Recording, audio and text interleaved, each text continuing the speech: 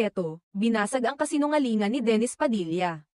Sa wakas ay nagsalita na si Marjorie Barreto upang ipagtanggol ang kanyang mga anak sa isyu na may kinalaman sa kanilang ama na si Dennis Padilla. Ito ay kasunod ng kontrobersyang lumitaw matapos ikasal ang anak nilang si Claudia Barreto. Sa panayam na inilabas ni OG Diaz sa kanyang YouTube channel noong ika-11 ng Abril, 2025.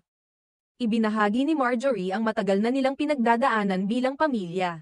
Dito, inilantad niya ang masiselang detalye hinggil sa relasyon ng kanyang mga anak sa kanilang ama.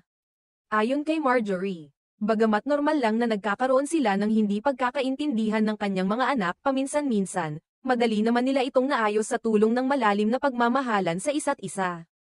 Malayo raw ito sa naging ugnayan ng mga bata sa kanilang ama, na ayon kay Marjorie, ay naging sanhi ng trauma ng kanyang mga anak. Pero kung kausap nila ang tatay nila once a year at sisigawan niya at mumurahin niya ang mga anak